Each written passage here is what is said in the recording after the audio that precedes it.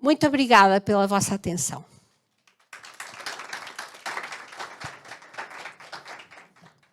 Muito obrigada. Agora eu passo a palavra, então, para o Gilvan Miller, da Universidade Federal de Santa Catarina, que vai falar sobre a presença do português e do espanhol na internet. Bom, boa tarde, boa noite, bom dia também, boas horas, como aprendi em Cabo Verde, né, para todos que nos escutam pela internet. Queria, em primeiro lugar, agradecer em meu nome e em nome do Daniel Pimenta, que é um dos participantes, é o participante desse projeto, pela oportunidade, então, de expor o nosso trabalho recente.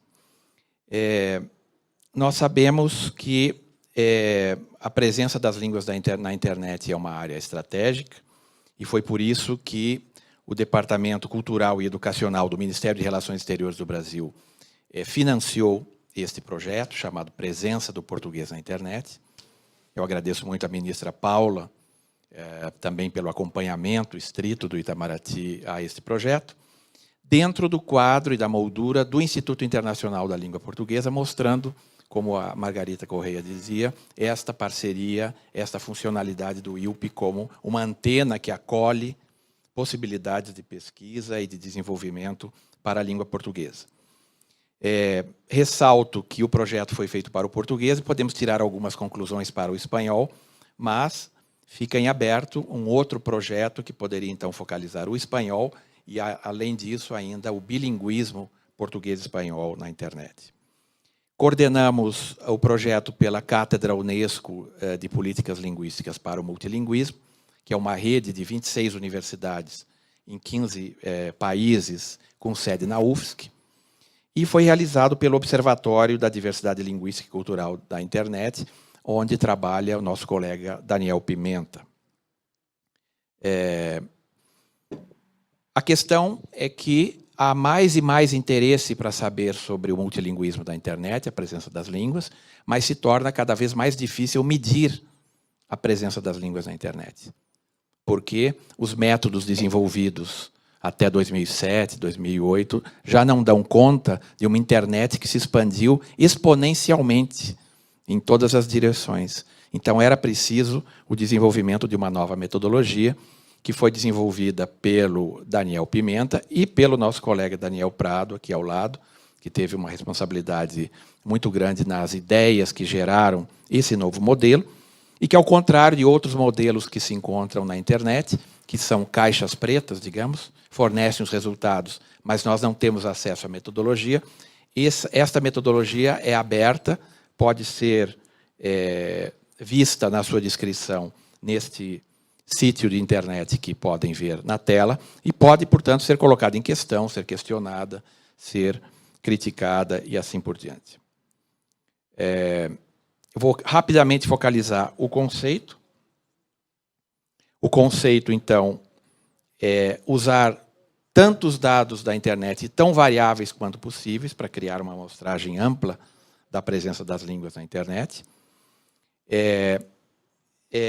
Também complementar dados linguísticos que são escassos com dados por país, ou seja, transformar um tipo de dado em outro tipo, de modo a conseguir os dados que são difíceis de obter. We use a lot of statistics, not very complex mathematics, but many statistics tricks. E o que esse modelo propõe é a integração de 3 bases de dados diferentes, que, por exemplo, dados demolinguísticos colhidos no Ethnologue, que é uma das maiores bases de registro de línguas do mundo, dados de acesso, de conexão por país da União Internacional das Telecomunicações, da ITU ou UTI, conforme digamos, e um grande conjunto de microindicadores que, no início da pesquisa, no ano passado, eram 169, hoje já são 412 microindicadores, que são transformados em 6 indicadores. Esses indicadores, internautas, conteúdo por língua, usos que essa língua tem na internet, o tráfego que ocorre nesta língua, as interfaces, isto é, quais aplicativos estão disponíveis para essas línguas, e os índices, que são uma expressão da governança da língua na internet, e tem a ver com como é que ocorre o monitoramento, então, dessa língua na internet. Estes 6 indicadores são transformados em 4 macroindicadores: potência, capacidade, gradiente e produtividade, que vão nos permitir um olhar diferenciado de vários fenômenos linguísticos na internet.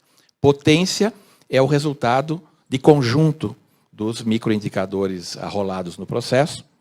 Capacidade é a divisão da potência pelo número total de falantes da língua, que nos dá um lugar relativo para essa língua no mundo. O gradiente é a divisão da potência pelo número total de falantes conectados efetivamente na internet, porque nós sabemos que há uma grande brecha de conexão entre os diferentes países e continentes. E a produtividade, finalmente, é como cada um dos falantes conectados desempenha na produção do conteúdo, do tráfego, etc, etc. Isso nos dá uma possibilidade de olhar, por exemplo, para o português de uma maneira muito mais diferenciada.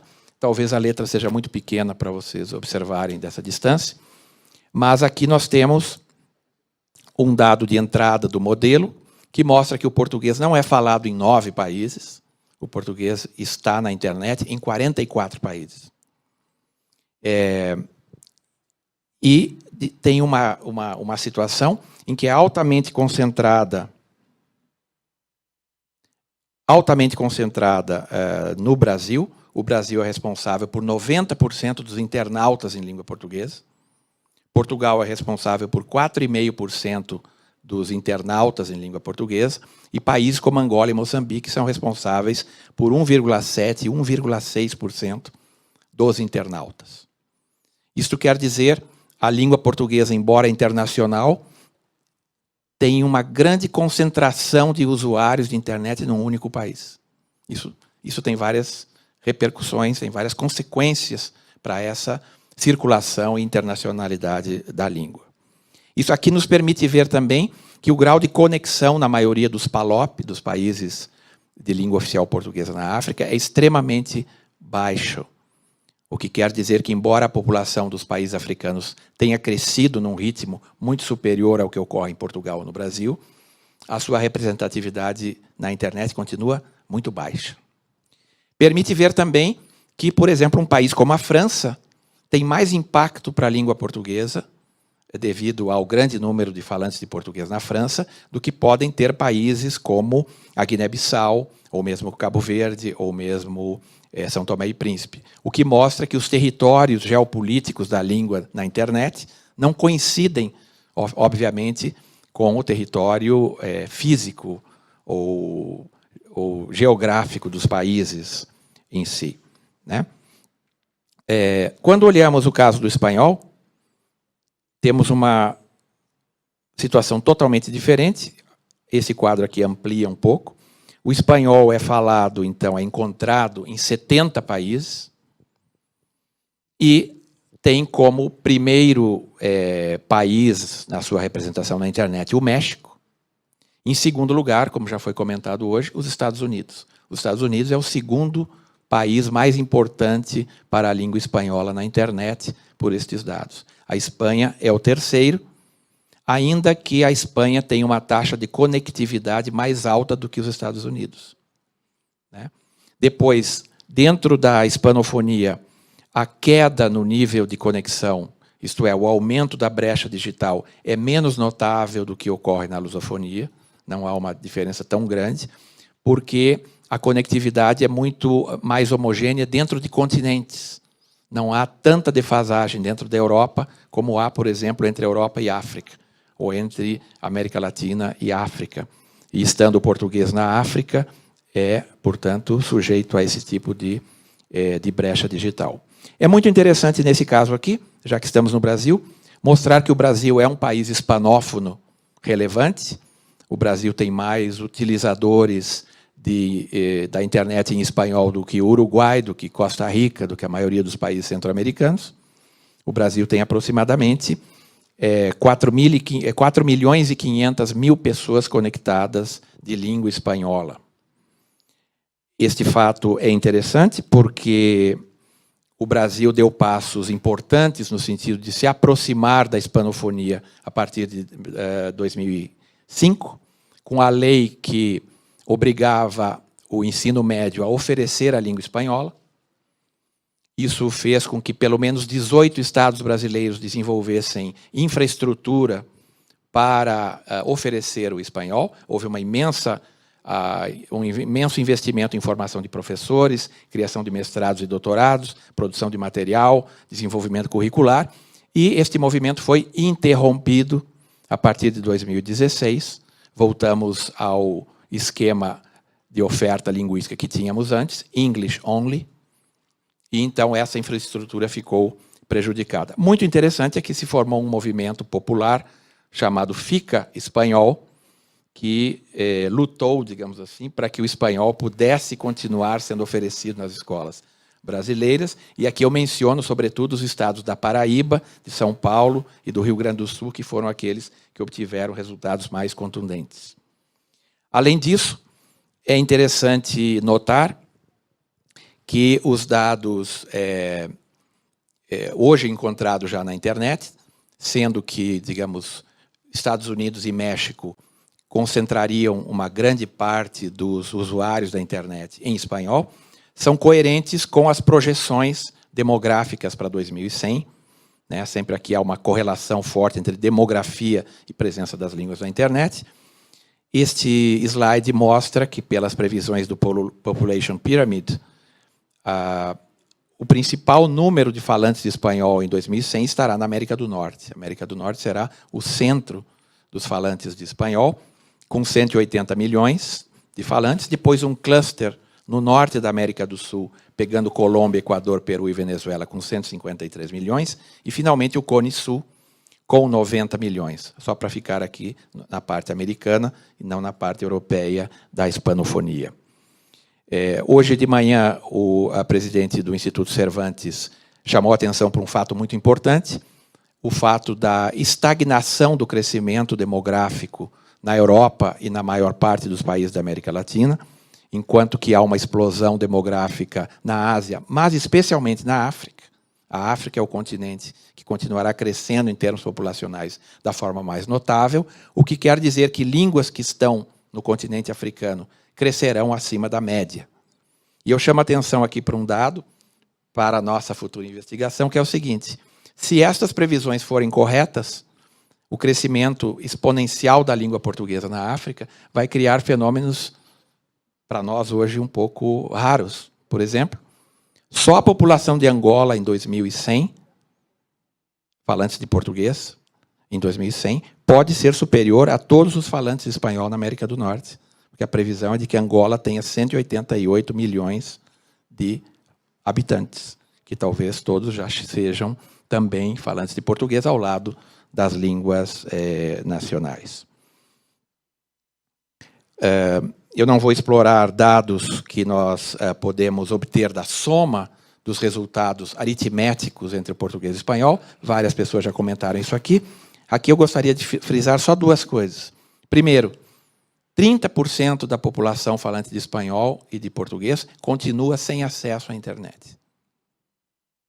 Segundo, o português e o espanhol são responsáveis por 12% do conteúdo da internet, o que não é desprezível e nos permite modalizar um mito que é muito divulgado na imprensa até hoje, que é de que o inglês domina a internet.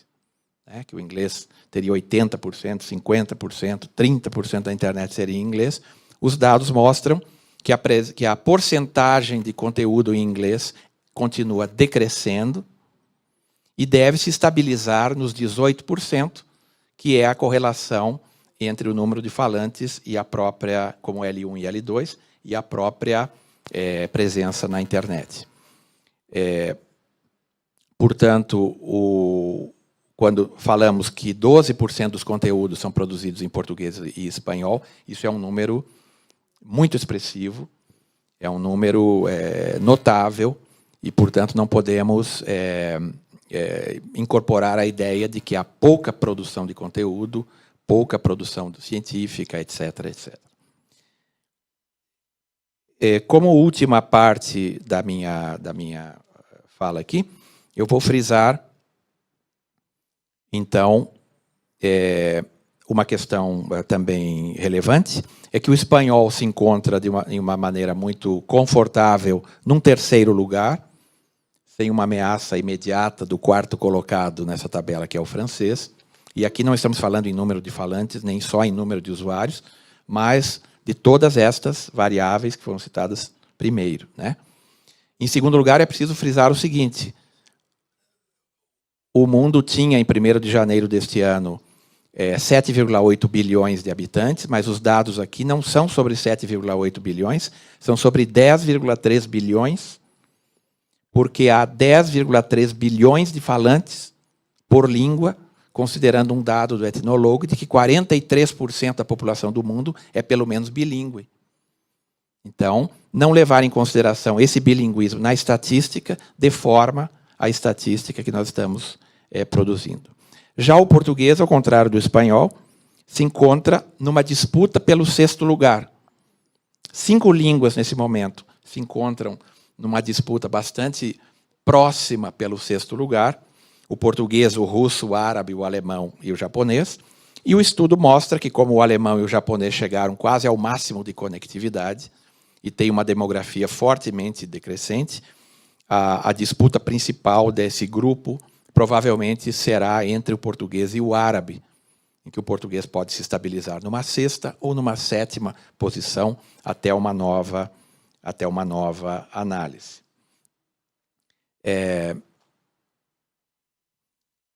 Olhando para outros indicadores, nós vemos que outras línguas estão muito melhor colocadas que o português.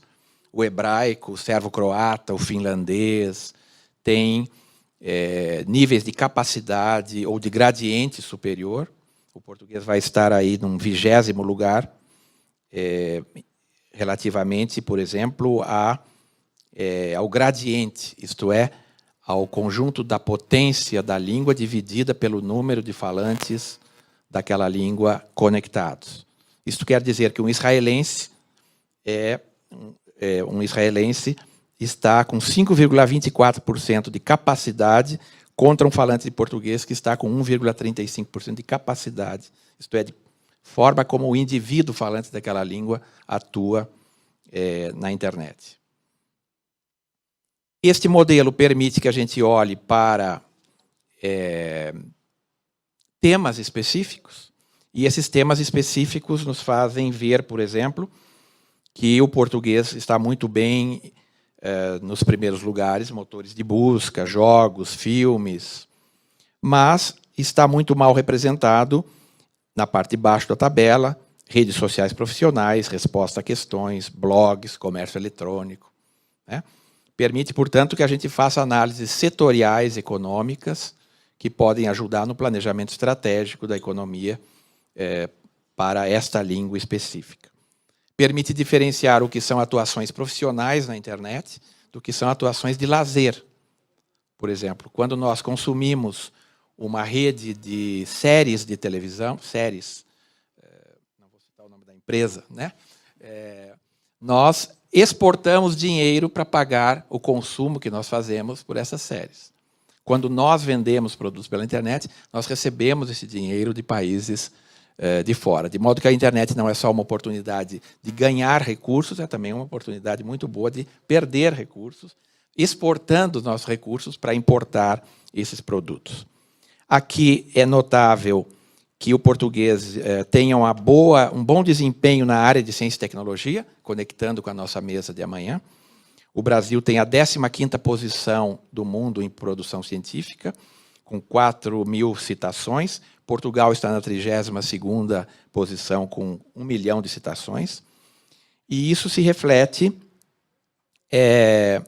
na capacidade que esse modelo apresenta também para propiciar pesquisas específicas em áreas que nos interessam. Por exemplo, a tese de doutorado de Alex Beckhauser, defendida no ano passado na Universidade Federal de Santa Catarina e co-orientada pela professora Tayane de Oliveira, da Federal Fluminense, que está aqui, mostra que é verdade que a produção científica brasileira é alta, No ano de 2021, o Brasil ultrapassou a marca de 100 mil artigos publicados. No entanto, mostra também que o principal consumidor da ciência brasileira é o próprio Brasil. O Brasil produz e o Brasil consome. Vejam esse gráfico, que interessante. Ou seja, mostra que a cadeia de produção da ciência não está devidamente integrada nas redes internacionais. Alguém poderia dizer, mas isso é porque este gráfico especificamente está medindo a ciência em português. Vejam este. Este gráfico mede a produção de artigos brasileiros publicados em inglês, em ciências da vida e biomedicina, mesma coisa. Quem lê artigos brasileiros em inglês? Sobretudo brasileiros. Seja em português, seja em inglês. Vejam que a língua aqui, uma questão para os nossos colegas amanhã, pode não ser um fator decisivo para a internacionalização, mas precisa ser mediatizado por outras variáveis a discutir. Um modelo FOFA, fortalezas e fraquezas, nos permite ver, então, pontos para o planejamento estratégico. Já vou concluindo. Eu queria chamar só a atenção para as ameaças detectadas, a lentidão na superação da brecha digital, o pouco investimento, sobretudo nos PALOP, para uma rápida superação dessa brecha, o pouco alcance e, sobretudo, continuidade de políticas públicas voltadas para a língua, uma perda de recursos pela interrupção de projetos, interrupção de trabalhos que estão em desenvolvimento, e, claro, mais dinamismo de outras línguas, que têm uma noção mais clara do valor econômico e do valor estratégico das línguas. Então, para concluir, eu diria que podemos recomendar uma luta frontal contra a brecha digital, que passa também por uma orientação para que os nossos institutos de estatística, como o IBGE, façam inquéritos nacionais mais complexos em questões ligadas à internet e também em questões associadas a censos linguísticos, porque nós não sabemos nos nossos países, com exceção de países como Timor, quantos brasileiros, por exemplo, falam que línguas. Nós não temos um censo linguístico. A desenvolver programas de letramento midiático e informacional com enfoque em criação de conteúdo, porque criação de conteúdo supera a segunda brecha, que é a brecha de conteúdo. Reforçar o papel do ensino de português e espanhol como língua estrangeira, porque a reserva estratégica da L2 vai garantir a diferença no futuro, em termos de ocupação da internet, desenvolver ações de sensibilização para o corpo diplomático e os gestores culturais nessa área, e, finalmente, não deixar de fora as línguas indígenas e as línguas de imigração dos nossos países, que caracterizariam o português mais do que ele já é, como uma língua de abertura, o que vale também para o espanhol. Temos aqui, portanto, uma plataforma de internet disponível para o português, disponível para o espanhol, disponível para o bilinguismo português-espanhol e que pode nos ajudar a detalhar as nossas ações futuras, pode correlacionar o português e o espanhol com outras línguas em repertórios que sejam importantes, por exemplo, o repertório português, espanhol e inglês, e que projeta organizações internacionais como a OEI e outras como agentes importantes para o futuro das nossas línguas na internet. Muito obrigado.